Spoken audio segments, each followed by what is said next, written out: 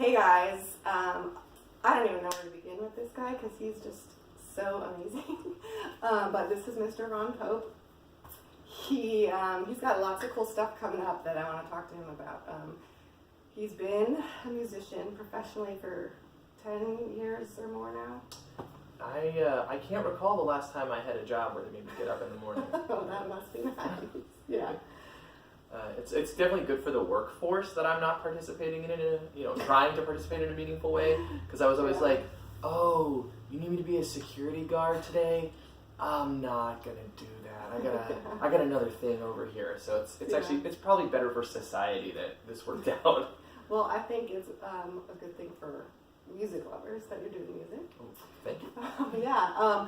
You have been pretty crazy successful for being an independent artist. I feel like that's kind of unheard of today. I was kind of early to the internet, and so that's really kind of where all of this stems from. Like right now, you're holding a copy of my first solo album. Oh, look at that! And so I got into promoting music within the internet really, really early, like when artists didn't have websites usually, and especially not independent artists. And we were using social media kind of as a promotional tool before anybody else that we knew was. And so like I got on MySpace so early that my MySpace, like my brother, who was a super early adopter, his MySpace was myspace.com/John. Like, wow. Yeah, that's how early. And so my brother's really into tech stuff and keyed me into social media really early. And he's like, oh, people are putting their bands on this. You should put your band on it. And we realized pretty quickly that it was like a quick, easy way to access a lot of people. And at that point, I was driving around the country in a van, playing for 3 people every night, and starving, and running out of gas, and like calling my mom crying from Birmingham, stuff like that. Like, I think I'm in Spokane. I don't know where I am. I don't have any more money. There's a lot of that going on. And somebody would be yelling, we're in Alabama. I'm not good at geography either. So again, it's very good that I found a job. But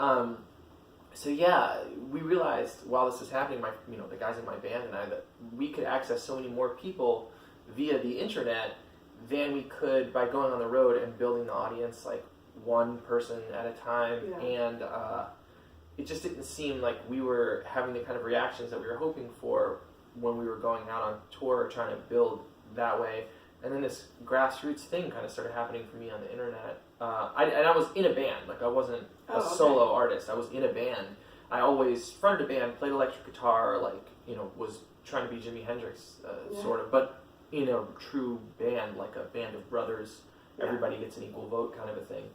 And then made some demos, maybe like 2005, I guess. My roommate, Zach Berkman, he was in school studying recording. And so he was like, you got these quiet songs that we're not using for the band, like, why don't we record them and we'll just like put them on the internet. Yeah. So he came in my room with his stuff, and we recorded a few songs. And so that was the start of my solo project. Like I never intended to be a solo artist. I had never played solo. I always played with a band. So it was definitely like a transition for me, a stark one, when we went from I was in a band, that's what I was doing, to like me being alone, people coming to see me, like my name on the sign. That was strange and not what I expected. It wasn't my plan ever. So that was a change, definitely. I feel like that's how it works a lot of the time. It's like life just leads you down this road you had no idea you were going to go down. Life is what happens to you, et cetera, et cetera, et when cetera. you're busy living or something. Yeah, go on. Take that a lot of different ways, but yeah. So you're re-releasing your album again in vinyl form. Yeah, so Daylight, like after all this stuff happened on the internet and I got very popular, then I didn't have a solo album. I had a few recordings that were demos from my bedroom. I wasn't trying to be a solo artist, so I didn't have a solo project in a meaningful way. So I wasn't like spending time and money to make an album.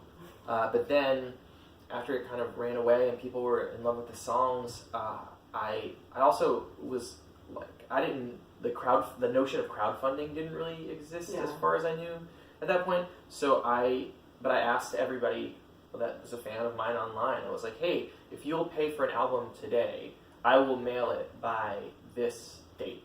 And so Wow. I got a lot of people to pay $12 to get a CD in the mail on a given date that it was going to be postmarked, and then we used that money to make the album. Wow, that's amazing. And so that record, Daylight, kind of became this runaway force that really drove my career and made it very obvious that I was a solo artist. This was what I was doing. This was my path. I wasn't in the band. Now my band is more like it's like a group text mostly now. It's like a bunch of guys that are like, how are your kids, and stuff like that. That or like, this crazy thing happened to me at work. There's a lot of that between us now. Yeah. And so anyway, so that kind of drove me to be a solo artist. But we never put the record out on vinyl. So coming up on the 10-year anniversary, we thought of a few ideas to celebrate. It's like, first of all, we wanted to make the record on vinyl, so that's what you're holding. Which you can order on my website, ronpopemusic.com. And so we did that, first of all, so that's happening. And then we booked an acoustic tour, because at that point, when I was writing this record, I started to play in coffee shops and like things that I had never ever considered doing before. Little tiny things where I would sit and I would, with acoustic guitar, I'd sit on a stool, I'd play alone, I'd just play piano. And so we thought it would be interesting, because now when I go on tour, it's a big production. There's 8 people on stage and there's horns, and it's a big thing. So I thought it'd be fun. It's kind of an homage to that point in my life to go out and play some solo shows. So I'm doing just a handful of markets all over the world, like mostly big cities in America. I'm doing all the city winery locations, so Boston, New York, DC, Nashville, Atlanta, Chicago, and then I'm playing in LA at Hotel Cafe, and I'm doing a few shows in Europe, and that's really it. And so it's been fun to find ways to reflect back on this, because it was such a gigantic pivot point in my life. Like everything changed for me. I was teaching guitar lessons and thinking about, am I going to have to go to grad school? That I was there at that point, and I had been really struggling for a number of years trying to survive as a musician. And I was never going to go to grad school, but some days you're like, I should be a lawyer. I don't know. Yeah. And so another thing that we did that I thought was really fun is we've re-recorded all the songs in a really strict way. And so we've got both audio versions and video versions of these really strict recordings, either me alone sitting at the piano or with an acoustic guitar, or me with a string quartet. And so that was a fun thing to do. Some of these songs I hadn't played in many years. Some of them I had never really played at all, except for in the studio. And so that was an interesting thing, to just get to go back and look into these songs again, because it's such a different time in my life. Like some of these songs I wrote when I was 19, and so when you play them now today, do they have a different meaning, or do you kind of go back to that place when you wrote them? I'm still finding my way through these. I'm still like some of them I've been like relearning them. So it's interesting to do things, to be learning the songs and see things that I used to be like my regular tricks, like things that I was like, oh, I did this a lot, and to remember that. So that's an interesting thing as a musician. But also, the lyrics and the stories. Some of these songs are the very first songs I wrote about my wife when we were first dating, and now we've been together for 11 years. We've been married for 5 years. We have a baby. We've really traveled a lot of miles. Cute, I saw her on Thank you. Made it from scratch. Good job. Yeah. And so we've done a lot of things since then. So it's interesting to kind of reflect back on that and dive into these stories. And so some of them, I would say, I play A Drop in the Ocean every night. It's my most popular song. It's the song where Which is being re-released as a single? Yes, we are releasing the new acoustic recording of A Drop in the Ocean is being released as a single now. Now, this moment, right now. And So, some of them, like A Drop in the Ocean, where I've played it, you know, many, many, many thousands of times. That one, it's interesting. You're writing these stories. It's such a personal thing. Mm-hmm. I mean, I started to write that song. I had applied during my sophomore year of college. I applied to transfer to a number of schools, and I applied to Harvard. I did not get in. So that's let's start there. We're going to start with I did not get into Harvard. This doesn't end with and then I went to Harvard. No, I didn't go to Harvard, but I applied to Harvard, and I went up there. I had a friend who was going to school there, and so she said she'd show me around. I went up to check it out, and on the bus back from Boston, I started sketching out some of the ideas that eventually would become the beginnings of A Drop in the Ocean. And it was cold, it was wintertime, and I was listening to James Taylor, and I don't know, it just like struck a chord in me, and I was, I'm at this, again, it's like a huge pivot point in my life. I had been playing baseball up until that point, and then I was hurt, and I couldn't play baseball anymore, and I didn't want to go to the school that I was going to, and I was transitioning out of my first real relationship, and I'm like, all these things are changing all at once, and it's really that point where I am between a boy and a man, and I'm trying to figure out, now that I don't have baseball, and that's not going to take up my whole life, where am I going to go, and who am I now? And so that's like kind of the backdrop as I'm trying to figure out, like, what does it mean to find love in a real way, and kind of reflecting on the mistakes that I was making at that point. Mm-hmm. And so it took me a number of years to write the song and tell the story. I mean, I started and I was 19 years old, and when I finished I was 23, I guess. And so it took a number of years and drafts, and it wasn't something, I had no idea that it was going to become something that resonated with people in such a meaningful way, because it was a story about me. And so I didn't think it was a story about everyone else, but apparently it is. That's... Well, so what is the story behind the song? Well, I think that's most of it, what I just said. It's, the standing there at the, kind of at the precipice between childhood and adulthood, and trying to figure out what it would mean to find love in a real way, and like what I was doing wrong. So it's almost kind of like a coming of age type song.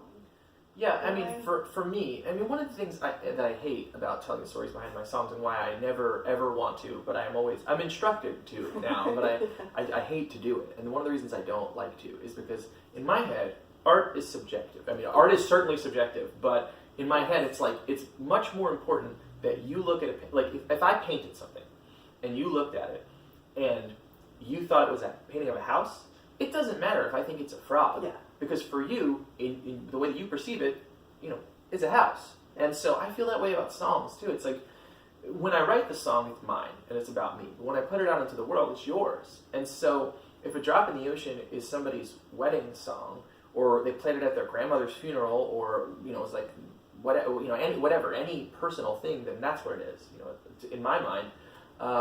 Because it shouldn't mean to you what it means to me, because it's like, it's how you perceive it. But yeah, that's, for me, that's what it's about. It's about that period in my life, and trying to, I'm like grasping for something. I'm trying to see if it's possible to, for me at that point, like find love in a meaningful way, and find something real. And, I was making a lot of mistakes as I was trying to find that.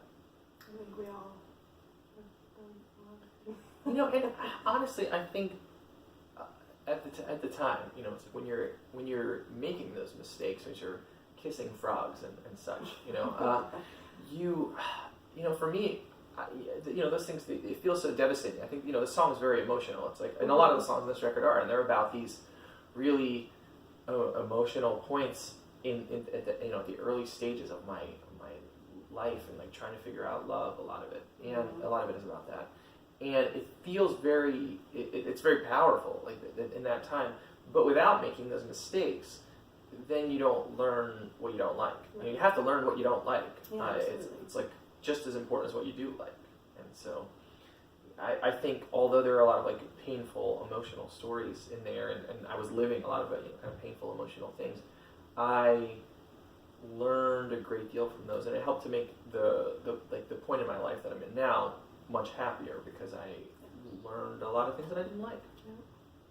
Well, I think the way you said that was very beautiful about like people seeing your music, from their own perspective. I feel like a good writer, which you are, can make a song that anyone can listen to and come up with their own story. So, well, I hope, in my head at least, this is like with any song that is good in any genre, like a wide variety of people should be able to hear it and connect to it in a meaningful way. Like that's in my head. That's what makes a song great. Is if it can be understood and resonate with a lot of different sorts of folks, and it doesn't have to be like this is obviously like a pretty serious emotional song. It's like when you hear like September by Earth, Wind and Fire. You hear September, a lot of people get really excited when that comes on. Like, that's a great song. That is a banger. And it's like, it doesn't matter if it's like, what it makes you think about. It's like, it's yours. Like, that's your thing, your relationship with that particular piece of art. Mm-hmm. And so, I think sometimes it's easy for people in the artistic community and journalists, for all of us to dismiss something. If something is commercially viable, it is easy to dismiss it as not being artistically valid. And I think that like something can be great and also be commercial. Like the Beatles were a very popular band and they are also very good. Led Zeppelin, the Rolling Stones, like many of the most popular things in the history of recorded music are also very good. And so I think that sometimes, something like that, September, like that's an example of something that perhaps people might dismiss it because it seems like it's just a lighthearted thing, but like for a lot of people, like something like that, resonates in a meaningful way, like makes them think of some really happy time or, pick them up when they were sad or whatever. And so I think like that's a measure of a great song. Like that's a great song. And I think it's easy as a songwriter sometimes to be like, well, this particular thing that isn't like what I do is not so important, not so valid. I picked to do the most important thing, the best thing. It's like, and it's not just people that make, write heartfelt ballads on occasion like I might. It's, like some people that make dance music only want to hear dance music. And so I think it's like a great song just is going to resonate with a lot of people. And so, and all of those things are valid. Like people need all kinds of things. Yeah. And so it's, I think it's easy for people to dismiss certain kinds of art as not being so important because that's not how they hear it. But in my head, a great song is going to resonate with a lot of people, and there's a lot of different kinds of great songs. Yeah. Well, they say music is the universal language. So, have you not heard that before? The universal language, I like that. Yeah. I like that. I have heard that before, but it just sounds very good to me right now. Music is the universal language. Everyone can speak it and relate to it and communicate. And that's a striking thing as you travel, like as you begin to tour internationally. Like when you go to places and you realize many of these people do not speak English, and some of them maybe speak it as a second language, but many people here don't speak English at all, and still have found a way to attach themselves to this music in a meaningful way. That's always very striking to me. Have you toured abroad before? Oh yeah. Oh yeah. For a long time now. I think now. I mean, this might be like the 20th time that we've gone to Europe or something like that. We've been there. We've been to Australia. We get around. Yeah. I try to get around when that's the mark of success. I feel like the more people you reach and. Yeah, that's the general idea. I think it's like because you make the art for yourself, but you put it out for everybody else, and you're hoping to speak to people in a meaningful way. And when I was a kid in my room listening to music, I felt very alone and detached from a lot of things. And the music that I was listening to made me feel much less alone and much more connected.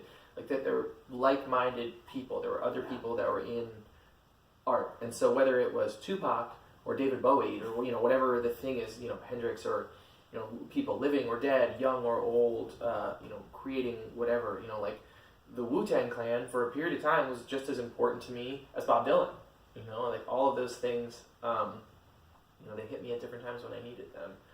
And so I wanted to create something I wanted to create something because I felt like I needed to, it was inside of me, but then I wanted to share that music in the hopes that I could connect with other people in that way and do something that, when they need a song for something, maybe I could be the thing. Like maybe I could be the medicine to cure the sickness, or whatever it is, or the thing to make you smile, or any of the things that people use music for. And so that was one of the things, inspired me to want to release music, because I wanted to make music just because I wanted to make music for me. But that's the goal. My grandmother often, she tells me that she says this prayer, like she's praying bigger than Elvis, bigger than the Beatles, bigger than Frank Sinatra, which is like a big prayer from my grandmother. That's a lot. And so, because the idea is the more people that you reach, the more people you can connect with in a meaningful way. If you believe that your music is good, I would imagine that's what most of us are hoping for, is just to connect with as many people out there as it is possible to, and be a part of their stories, be a part of their lives. Are there certain musicians or artists for you who, growing up or even now, have really spoken to you through their music or influenced you? That is very broad. That it is. When you were growing up, did you say like, I want to be the next so and so? Like, were there people that you just really loved their music? So the first music I ever bought was from the Wu-Tang Clan on the street in front of a show they played, literally out of the trunk of a car. Like they were selling tapes out of the trunk of a car, and I got a tape from the Wu-Tang Clan, outside of a gig that they played when I was a kid that I happened to be walking by. And I'm like, my memory of this is somewhat foggy, because it's daytime in my memory, and I'm like, why was there a hip hop show in the afternoon? And who let me stop? Who gave me the money for this? Like, how did this transaction take place?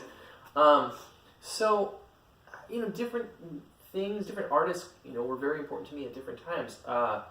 Because, for me, it's like I am a songwriter. Certainly, that's a thing that I do. And so there's a lot of people as writers that I really admire, like Bob Dylan, but everybody admires him. That's so obvious.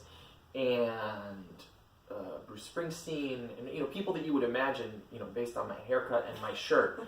So there's certainly those kinds of artists, and I love the Stones, but I also love a lot of Southern musics that people don't imagine tying together so much. I really love all Southern soul, pretty much, and so for me, I can see the intersection of what Otis Redding and Southern rock, because some of the people playing on sessions at Stax and in Muscle Shoals and places like that, Duane Allman played on Wilson Pickett recordings and Aretha Franklin recordings, and then was Duane Allman. And so for me, it's I play slide guitar, so there's people like Duane in there. As a kid, I really loved Albert King, because it's very visceral. He plays a handful of licks, and he plays them mean, and he plays them over and over.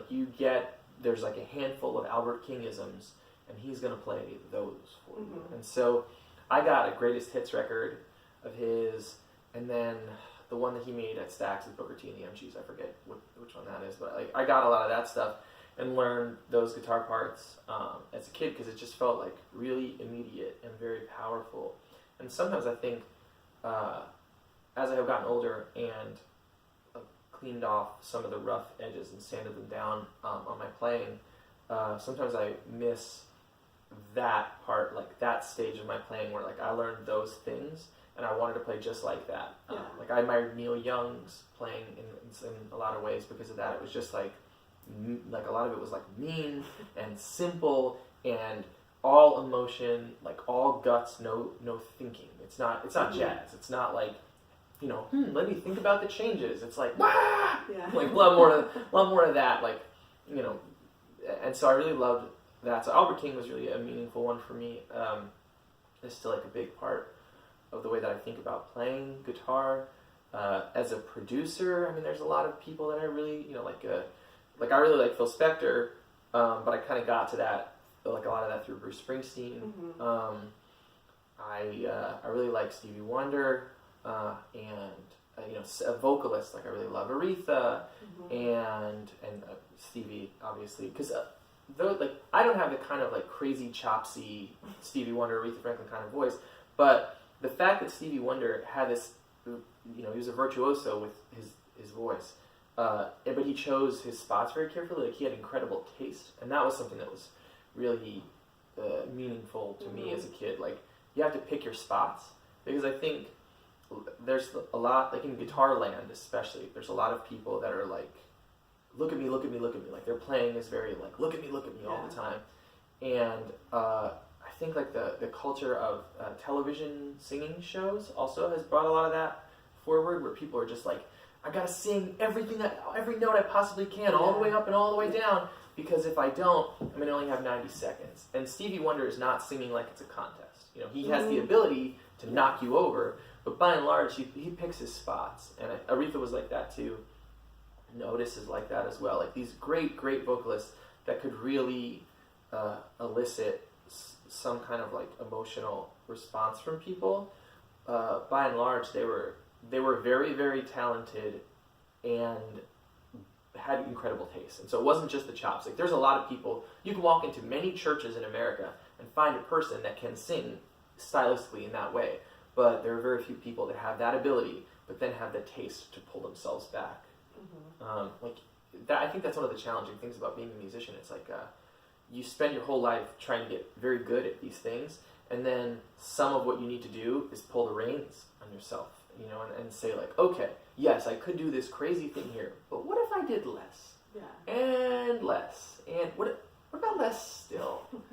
Like I was talking about Wilson Pickett's recording of Hey Jude with Duane Allman on it. Like, Duane isn't like ripping all over that entire song. We get to the outro, and then they're like, oh, by the way, Duane Allman's here. Like, they wait quite a while. They wait till the end of the song when it's really getting emotional, and then they cut him loose. Yeah. He's not ripping the whole time. That's too much. Yeah. And so that's so for me, it's songwriters. I learned more about how to use pieces of words and syllables and phonemes and sounds from Tupac than anything else. Like, I really loved him because I thought he was like speaking about the times, first of all, in a way that was really powerful. I thought that he was a sort of an activist in his way, but was also playing this character.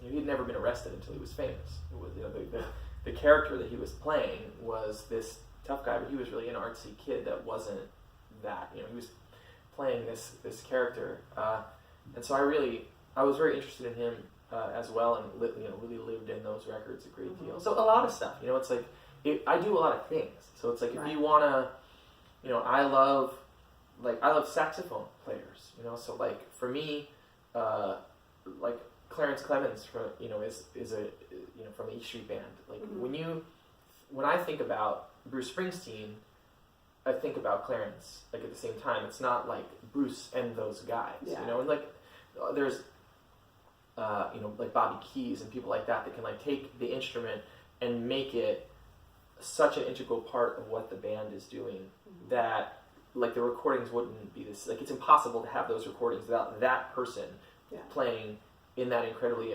emotional way. So there's a lot of stuff in there. I wanted to be a great band leader and have be able to surround myself with great players, and also to play in that band and not be there's a lot of people who write songs and they want to write songs and they're going to write their songs, and when they front their band they're going to strum. They're strummers. They're going to strum an acoustic guitar, or they're going to walk around, and they don't want to be a player that plays in the band necessarily. And for me, it was important to be able to play in the band and lead the band and be a part of that as well. Like part of how I define myself is that I'm a guitar player, and so it's like the playing part, the writing part, the producing part, the singing part, the kind of amateur musicologist part. Like all these things are a part of what I do, And so I liked a lot of stuff, and that's what led me to want to be a professional musician so much. Like that I was willing to sacrifice anything to do it. Mm-hmm. Yeah, so That's what you gotta do. Canada Plan B. Cannot. No, you can't. I want to talk about the vinyl for just a minute. Okay. So, for people like me Mm. who are really not familiar with vinyl and don't understand, like, what is it about vinyl that has, I guess, like, made it have a comeback, or why vinyl? First of all, I really love a physical Me package. too. Me too. It's really nice to have something that you can hold in your hands. And so with this, so there's, I mean, obviously this is the original cover of the Mhm. album, and this is what the back looked like, borrowing the Brooklyn Basement Records stamp because we started that Yeah. for that. And so, like on the inside, there's this big picture of me, which is current. You know, this is from 2008, and this is from 2018. And so inside, we got the record. It's blue. That's fun. Mm-hmm. And there's also, there's an insert. Oh yeah, there it is. Cool. And so there's this insert. So you can put a lot of stuff Yeah. in here. And so that's another thing. It's like a fun little package. All the lyrics are in here.